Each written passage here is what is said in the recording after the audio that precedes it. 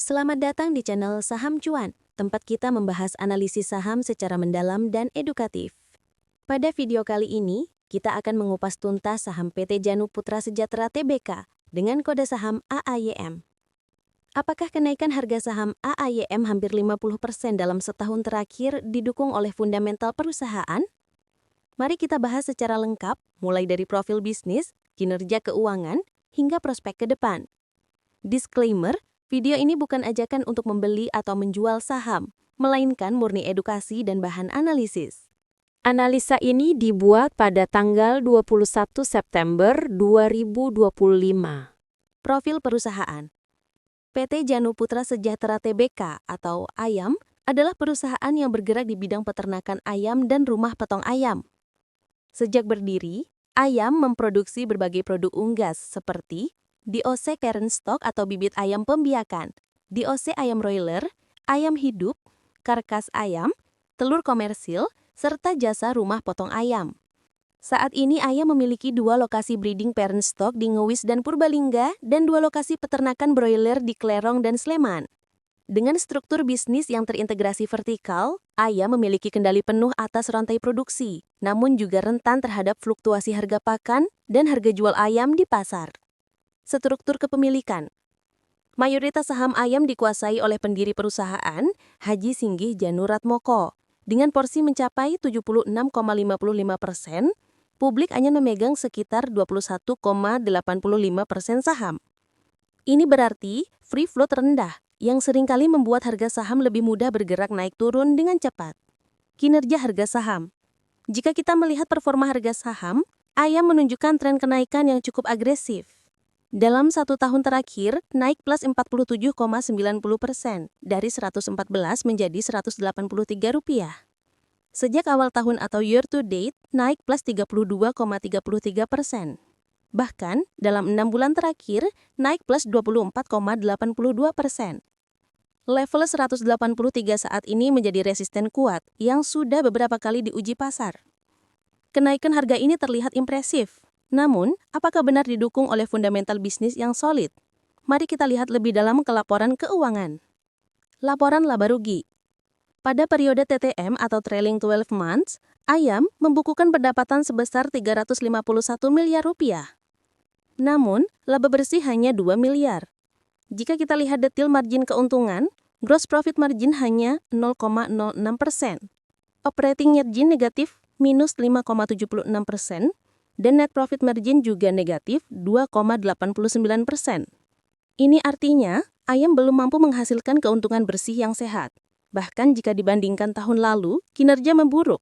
Pendapatan turun minus 18,53%, gross profit anjlok 99,43%, dan profit merosot minus 156,82%. Q2 2025 bahkan mencatat rugi bersih 2 miliar, padahal Q1 sempat untung 3 miliar. Tren ini mengindikasikan bisnis AYAM belum stabil. Neraca keuangan dan likuiditas. Berikut posisi neraca AYAM per kuartal 2 2025. Total aset Rp491 miliar, total liabilitas Rp282 miliar, dan total ekuitas Rp209 miliar. Rasio yang cukup sehat adalah debt to equity ratio 0,22. Artinya, AYAM tidak terlalu bergantung pada utang. Namun di sisi lain, terdapat masalah likuiditas. Current rasio hanya 0,98, berada di bawah 1. Kas yang tersedia hanya 2 miliar, sangat kecil untuk menopang operasional harian. Ini menunjukkan resiko likuiditas yang cukup tinggi, di mana perusahaan mungkin kesulitan memenuhi kewajiban jangka pendek. Arus kas. Salah satu tanda paling krusial adalah arus kas operasional negatif. Dalam 12 bulan terakhir, AYAM mencatat cash from operations minus 20 miliar rupiah. Untuk bertahan, perusahaan mengandalkan pendanaan eksternal, ditunjukkan dengan cash from financing positif 22 miliar rupiah. Artinya, tanpa dana tambahan dari luar, bisnis inti AYAM belum bisa menghasilkan kas mandiri. Valuasi saham. Jika kita melihat valuasi, saham AYAM saat ini sangat mahal dibandingkan kinerjanya. PE rasio TTM di 302,80, jauh di atas median IHSG yang hanya sekitar 8,89. Price to book value atau PBV di 3,37, berarti harga saham diperdagangkan 3,37 kali nilai buku. EV to EBITDA mencapai 52,26. Idealnya, angka ini di bawah 10. Dari sini, kita bisa menyimpulkan harga saham ayam sudah overvalue, belum didukung oleh laba bersih yang memadai. Risiko dan tantangan. Beberapa risiko utama yang harus diperhatikan investor antara lain, 1. Fluktuasi harga pakan ayam yang merupakan 70% dari total biaya produksi. 2. Permintaan pasar tidak stabil, terutama dipengaruhi daya beli masyarakat. 3. Persaingan ketat dengan raksasa industri seperti CPIN dan JPFA. 4. Likuiditas rendah, current ratio di bawah 1 dan kas yang minim. 5. Arus kas negatif membuat perusahaan tergantung pada utang atau penerbitan saham baru. Kesimpulan dan rekomendasi. Secara keseluruhan, ayam menghadapi tantangan besar. Walaupun harga saham naik ke hampir 40% dalam setahun, kenaikan ini lebih dipengaruhi sentimen pasar daripada peningkatan kinerja fundamental. Laba bersih sangat kecil, bahkan rugi di kuartal terbaru. Margin keuntungan tipis, bahkan negatif. Kas minim dan arus kas operasi negatif. Bagi investor konservatif, lebih baik wait and see hingga terlihat perbaikan nyata pada kinerja keuangan.